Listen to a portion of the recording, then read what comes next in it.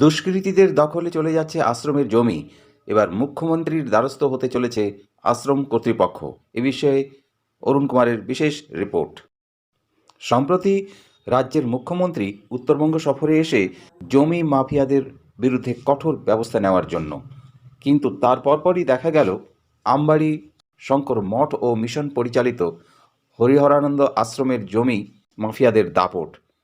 রাতের অন্ধকারে তারা এসে হুমকি দিচ্ছে আশ্রম কর্তৃপক্ষকে। এ বিষয়ে স্থানীয় থানায় এফআইআর দায়ের করা হয়েছে।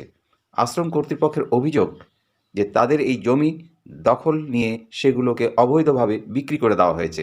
তারা জমি পুনরুদ্ধারের লক্ষ্যে মুখ্যমন্ত্রীর হস্তক্ষেপ দাবি করে এবার তার দ্বারস্থ হতে চলেছেন আশ্রম কর্তৃপক্ষ। এ বিষয়ে চলুন শোনা যাক কর্তৃপক্ষের কথা। আজকে যারা যে ভুয়ো দলিল বা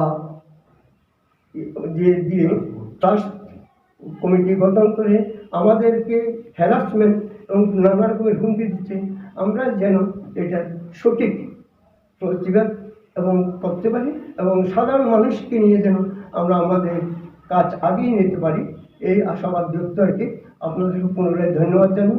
জলপাইগুড়িতে আমবাড়ি মনুয়াগঞ্জে অবস্থিত এটি একটি প্রাচীন অর্থাৎ অনেক পুরনো আশ্রম, এবং যে আশ্রমটি শঙ্কর মঠ ও মিশন পরিচালিত। এই আশ্রমের বিরুদ্ধে এক শ্রেণীর দুষ্কৃতী এবং আনআইডেন্টিফাইড পারসনস লোকাল এরিয়া যারা রয়েছে, তারা এই মঠের জমি বেআইনিভাবে বিক্রি করার একটা চক্রান্তে লিপ্ত হয়েছে। জলপাইগুড়ি আমবাড়ি রোডে হরিহরানন্দ নিজস্ব সেবাশ্রম শঙ্কর মঠের সাথে ওতপ্রোতভাবে জড়িত। আমাদের পরম গুরু স্বরূপানন্দ গিরি মহারাজের মন্ত্রশিষ্য হরিহরানন্দ গিরি মহারাজ এখানে এসে এই আশ্রমটা 1973 সালে করেন। গুরুদেব স্বরূপানন্দ গিরি মহারাজ 51 সালে দেহত্যাগ করে লোকের যোগ সাজসি গঠন করে আশ্রমের কিছু জমি ব্যাহাত করার চেষ্টা করেছে। ইতিমধ্যে 17 বিঘা জমি বিক্রি হয়ে গেছে। আরেকটা জমি যেটা আমাদেরকে উনি রেজিস্ট্রি করে দিয়েছেন, সেই রেজিস্ট্রিকৃত জমি বিক্রি করার যখন পাইতারা এবং বায়নানামা নিয়ে নিয়েছে, আমরা খবর পাই, আসি এবং দেখলাম যে আমি একটা মিটিং করি মনুয়াগঞ্জে, সেই আমাদের মন্দিরের প্রাঙ্গণে আমরা মিটিং করার পরেই যখন আমি ঘোষণা করলাম যে আমাদের দলিল আছে, তখনই ওই পার্শ্ববর্তী আয়রন ফ্যাক্টরির যে ভদ্রলোক মালিক কৈলাস গোয়েল, উনি আমাদের সাথে যোগাযোগ করলেন এবং জমি ওনাকে রেজিস্ট্রি দেওয়ার জন্য বারবার বলতে থাকেন। আমরা তাতে সন্তুষ্টি বা সম্মতি দিইনি।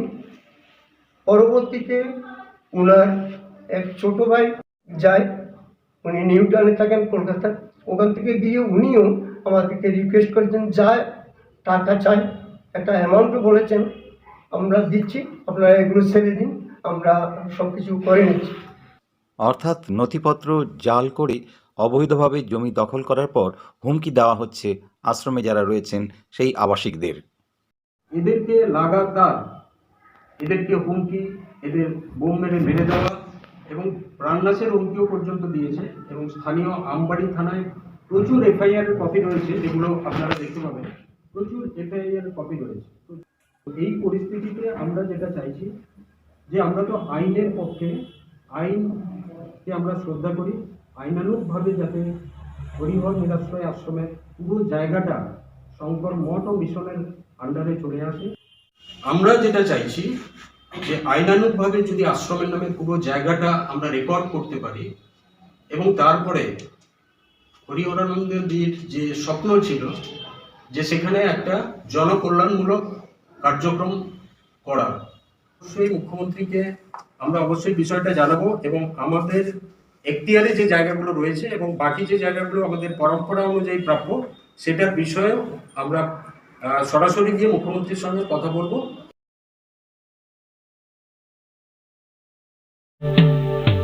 Delhi World Public School Siliguri campus is located at Ambari, which reflects a vibrant modern style with all the latest facilities. We impart innovative world-class education through modern teaching pedagogy and state-of-the-art facilities. We follow CBSE curriculum, offer holistic development to the children in safe, caring environment. DWPS announces admission open for the upcoming session to the nursery to grade 9.